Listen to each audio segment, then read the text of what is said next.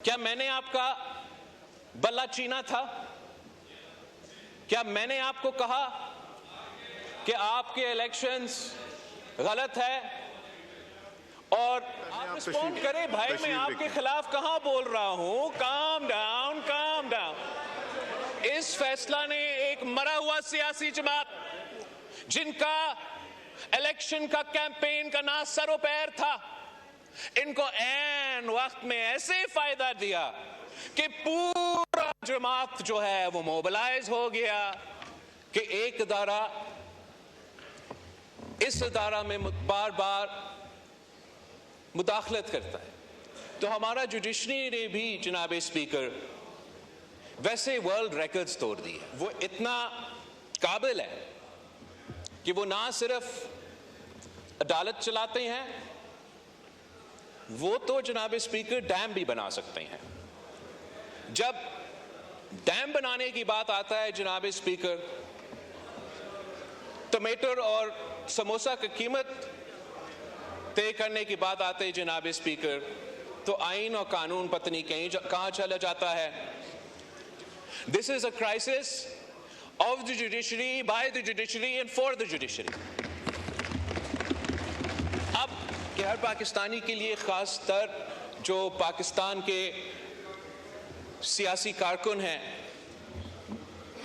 वो जो बांग्लादेश का हालात है वो बड़े गौर से देख रहे हैं। अब देखिए, जो एहतजाज वहां शुरू हुआ वो उनका फौज में जो शहीद हुए थे उनके कोटा के ऊपर। एहतजाज फौज में उनके जो जंग था उसमें उनके शहीदों के कोटा के ऊपर कि ये ना हो। उस कोटा को 2018 में शेख हसीना वाजिद ने खत्म की थी खुद,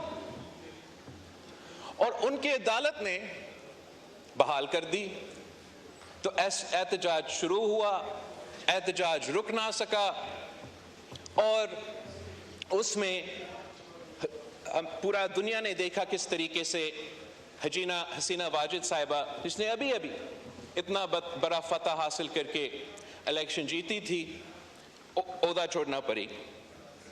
तो पूरी रीजन को इन इवेंट्स को देख के ये सोचना चाहिए कि हमें अपने अवाम के असल मसाइल की तरफ तरजीह देना चाहिए। पाकिस्तान की जो हालात है वो कोई ऐसे हैं जनाब स्पीकर कि कुछ आपके हाथ में है, कुछ आपके हाथ में नहीं है। इस वक्त जो क्राइसिस ऑफ द मंथ है, जो अदारे के दरमियान एक फासला नजर आ रहा है, और ये फासला इसलिए बन रहा है कि एक इदारा इस इदारा में बार बार मुदाखलत करता है। हमने अपना जुडिशरी का तारीख तो पूरा मुल्क के सामने है, मगर हमने दुनिया का, जैसे अरशद नदीम साहब ने कोई गोल्ड का तारीख रकत की है, तो हमारा जुडिशरी ने भी जनाब स्पीकर वैसे वर्ल्ड रिकॉर्ड्स तोड़ दिए। माशाल्लाह पाकिस्तान का जो जुडिशरी है वो इतना काबिल है कि वो ना सिर्फ अदालत चलाते हैं, वो तो जनाब स्पीकर डैम भी बना सकते हैं। हमारा माशाल्लाह जनाब स्पीकर जुडिशरी इतना अहल, इतना कामयाब, इतना काबिल कि वो इंसाफ भी दिलवाते हैं, डैम भी बनाते हैं, और जनाब स्पीकर महंगाई का मुकाबला भी कर सकते हैं। वो तो समोसे और टमाटर की कीमत भी अदा कर सकते हैं, तय कर सकते हैं। हमारा जुडिशरी इतना जबरदस्त है जनाब स्पीकर कि मैं समझता हूं कि कोई जुडिशरी पूरी दुनिया में इनका मुकाबला नहीं कर सकती। हमारे यहां इतने बड़े बड़े सानिया हुए हैं, बड़े परेशानियां हुए हैं। मैं तो अपना पार्टी का और इस मुल्क के बारे में कहूं तो शहीद मोहतरमा बेनज़ीर भुट्टो का शहादत, कायदे अवाम शहीद जुल्फ़िकार अली भुट्टो का शहादत, और इस तरीके से पाकिस्तान के शहरियों के अपने केसेस, अपने शिकायतें, जो कि आज तक इंसाफ का मुंतज़िर है। हम तो जुडिशरी के शुक्रगुजार हैं कि हमें 3 नस्लों का जद्दोजहद लड़ना पड़ा। 1970 से लेके 2024 तक इंतजार करना पड़ा, बट आखिर कायदे अवाम शहीद जुल्फ़िकार अली भुट्टो को हमारा जुडिशरी ने इस हद तक इंसाफ दिया जनाब स्पीकर, इस हद तक कि गलत हुआ कि फेयर ट्रायल नहीं मिला, मगर साथ साथ ये कहते हैं कि हम इसके बारे में तारीख को दुरुस्त करने के लिए कोई वाज़ेह अमल नहीं उठा सकते हैं। जब डैम बनाने की बात आता है जनाब स्पीकर, टमाटर और समोसा की कीमत तय करने की बात आती है जनाब स्पीकर, तो आइन और कानून पत्नी कहाँ चला जाता है। जब इंसाफ की बात आती है तो आइन और कानून को फैसिलिटेट करना चाहिए, हमारा मुल्क में एक रुकावट बन जाता है। यहाँ पाकिस्तान की सियासत में एक स्टॉर्म इन टी कप को एक फुल ब्लोन कॉन्स्टिट्यूशनल क्राइसिस में तब्दील किया जा रहा है, और ये क्राइसिस का जिम्मेदार ना आप हो जनाब स्पीकर, ना मैं हो, ना वजीर आजम, ना इस हाउस में कोई बैठा हुआ शख्स। This is a crisis of the judiciary, by the judiciary and for the judiciary.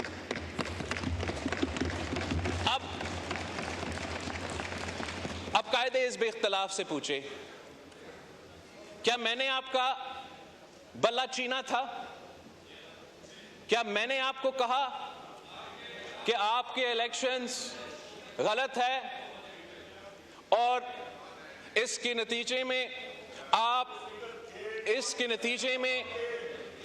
नतीजे में जनाब स्पीकर मैंने इनका तकरीर को जी तशरीफ रखें, वो वाइंड अप करने आप रिस्पॉन्ड करें भाई, मैं आपके खिलाफ कहां बोल रहा हूं। Calm down, calm down. कायदे इस इख्तिलाफ साहब, मैं बोलने तो दे। तशरीफ रखे, वाइंड अप हो रहा है, तशरीफ रखे। एनीवे जनाब स्पीकर, मकसद ये कि मैंने तो नहीं किया, अदालत ने कहा था कि अदालत ने कहा था कि ये तो इन्होंने अपने इलेक्शंस में धांधली की, जिसकी वजह से इनको ना निशान मिलेगा और ये ना जमात रहेंगे।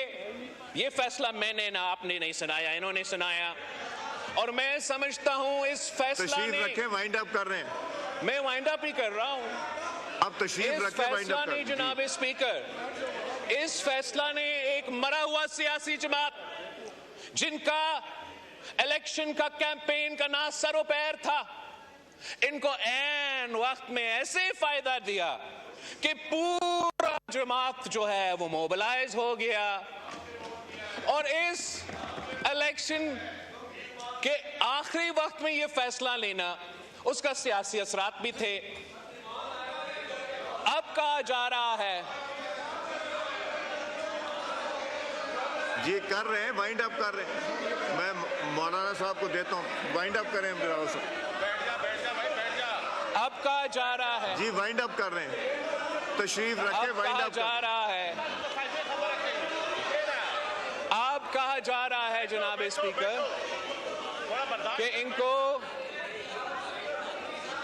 अब कहा जा रहा है जनाब स्पीकर, अब कहा जा रहा है जनाब स्पीकर कि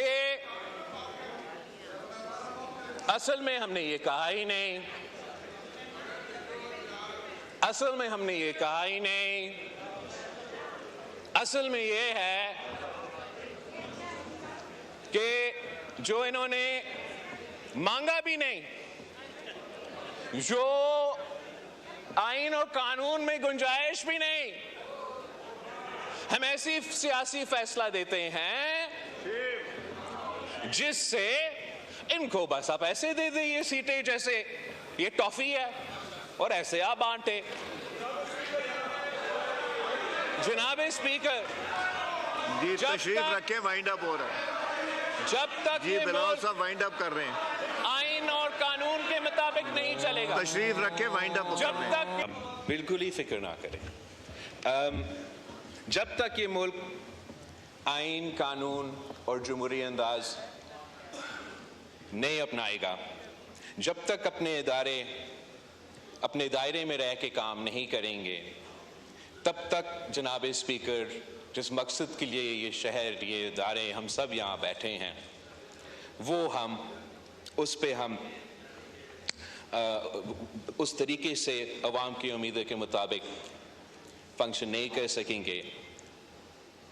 मैं यहाँ मौजूद तमाम सियासी जमातों को इतना ही कहना चाहूँगा कि हम जहाँ तक इलेक्शन के दौरान सियासत की जो गर्मो गर्मी है इस पॉइंट तक लेकर आ जाते हैं कि नफरत और तकसीम की सियासत नज़र आ रहा है, आज मेरा आप सबसे इतना ही दरख्वास्त है कि जब मुल्क के ऐसे इश्यूज, चाहे वो मुआशी हो, चाहे वो दहशतगर्दी से ताल्लुक़ हो, उस पे हम एक दूसरे के साथ बात करने का, पॉलिटिकल पार्टीज एक दूसरे के साथ इंगेज करने का, इस हाउस का मकसद ही ये।